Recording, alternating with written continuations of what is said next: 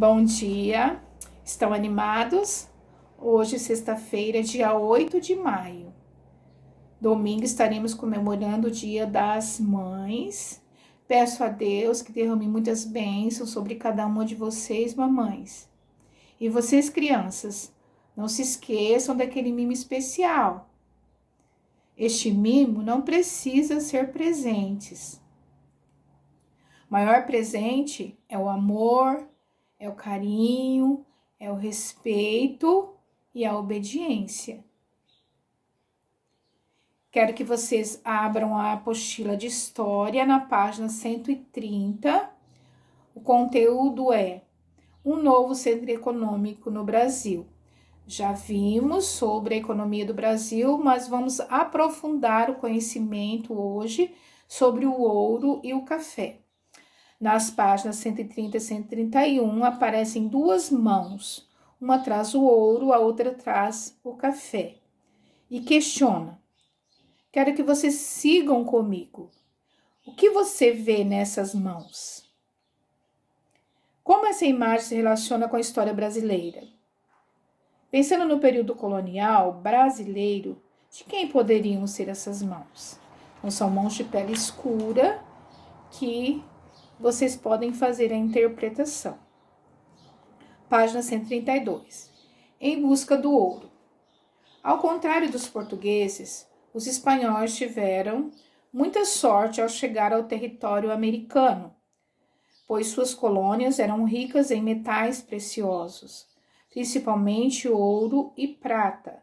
Além disso, no território americano ocupado pelos espanhóis viviam diversas sociedades que utilizavam o ouro como fins ornamentais. Então, naquela época, eles utilizavam o ouro como ornamento para enfeitar salas, igrejas, enfim. Os portugueses, como vimos, não foram tão afortunados. Os indígenas brasileiros não tinham o costume de utilizar metais preciosos. Já sabemos que a única riqueza encontrada de imediato por aqui foi o pau-brasil. O ouro seria descoberto em território brasileiro somente no século XVIII. As entradas e bandeiras. Já vimos, mas vamos dar uma recapitulada. No século XVIII, como estudamos, iniciou-se no território brasileiro uma busca por indígenas a fim de escravizá-los e vendê-los como mão de obra para fazendas no litoral. Em busca, como também já vimos, foi realizada por dois tipos de expedições. Por um lado, as oficiais incentivadas pelo governo chamadas de entrada, por outro, expedições particulares chamadas de bandeiras. Nesse processo, que representa também um reconhecimento territorial, ocorre a descoberta do ouro no Brasil. Deve ter sido com grande surpresa em uma dessas viagens que os bandeirantes, em algum banho de rio ou mesmo em algum riacho, perceberam que o fundo em que pisava não era areia comum.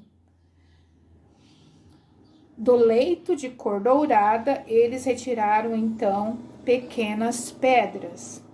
Assim aconteceu a descoberta. Era o ouro de aluvião. Então, veja como que foi descoberto o ouro no Brasil. A Guerra do Ouro. Então, aqui vem um textinho complementando como que ocorreu a guerra do ouro foi a descoberta que atraiu o interesse de diversas pessoas para o interior e para a região das Minas. Este fato levou o governo português a criar formas de organizar a exploração do minério. Então, vem só retratando e revisando o que já vimos anteriormente. A riqueza das minas deu origem ao comércio. E na página seguinte vem uma imagem para ser observada e responder as questões abaixo. Quem são os personagens retratados na obra? Letra B. O título da obra é Entrada para Minas. O que o tema entrada significa nesse contexto? Então, anteriormente já falamos sobre as entradas. Número 2. Leia esse trecho de um texto que fala das mudanças ocorridas no Brasil durante a época da mineração no século XVIII. Então, é um fragmento do texto que vocês farão a leitura para responder as questões A e B. O que significa o trecho? O ouro parecia um imã. O que quer dizer o trecho? Ninguém queria perder tempo criando animais, porque o ouro, logicamente, era mais valorizado que os animais, onde até hoje, né? Logo abaixo tem a origem do café, essencial para o desenvolvimento do Brasil. O café começou a ser plantado em nosso país no século XVIII, quando o sargento-mor Francisco de Melo Palheta trouxe sementes da Guiana Francesa. Um dos locais onde a semente encontrou ótimas condições foi a região do atual estado de São Paulo. Outros territórios passaram posteriormente a produzir o café. Então, houve uma época em que o café ele foi um dos ciclos econômicos do Brasil bastante valorizado. Hoje, pouco existem plantações de café. E vem uma imagem na sequência e as questões a seguir. Quais são as semelhanças entre a produção do café, da cana-de-açúcar e a extração do pau-brasil? Qual era a mão de obra utilizada? Então, é tranquilo também. A número 2 não precisam fazer, que é uma pesquisa. Na página seguinte, vem chegada dos imigrantes do Brasil. Então, quem foram os imigrantes? Foram aquelas pessoas que vieram de outro país para o nosso país. Tanto a mineração do ouro quanto a exploração agrícola do café induziram a vinda dos imigrantes para o Brasil. Entre os principais povos que vieram naquele período destacam-se os portugueses, cuja a imigração foi impulsionada pela exploração do ouro. Centenas de milhares de pessoas vieram de Portugal para o Brasil naquela época. E os japoneses, cuja imigração começou com a produção do café no Brasil. Dezenas de milhares de pessoas vieram do Japão nesse período. Hoje temos no Brasil a maior comunidade descendente de japoneses fora do Japão. Contribuíram também de forma significativa para a formação de nossa sociedade imigrantes alemãos, espanhóis e italianos. Logo abaixo tem uma imagem em preto e branco, uma foto, que são imigrantes japoneses recém-chegados na antiga hospedaria da cidade de São Paulo, onde hoje funciona o Museu da Imigração. Tem um texto para ser lido, pequeno texto, e vocês terão que ler o texto para responder as questões seguintes. Quem eram os aventureiros paulistas citados no texto? A resposta está no texto. Por quais motivos esses aventureiros iam para o interior do Brasil? Qual é o nome e qual foi o motivo do conflito ocorrido na região das Minas por um choque de interesses? Então, é só ler o texto e responder.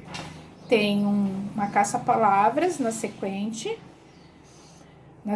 da folha, que vocês vão responder as frases que facilita encontrar as palavras no caça-palavra.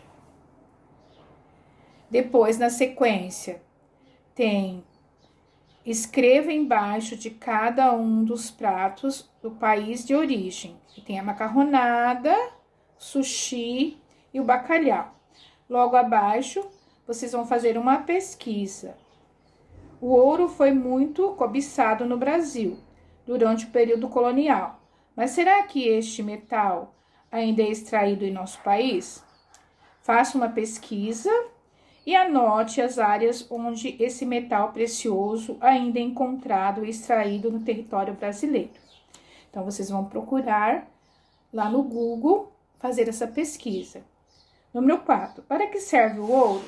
Faça uma pesquisa e colhe abaixo imagens de objetos produzidos em qualquer momento histórico com o ouro. Então, aqui também vocês vão colocar os objetos que foram produzidos ou que são produzidos até hoje com o ouro, tá bom? Um beijo e até a próxima!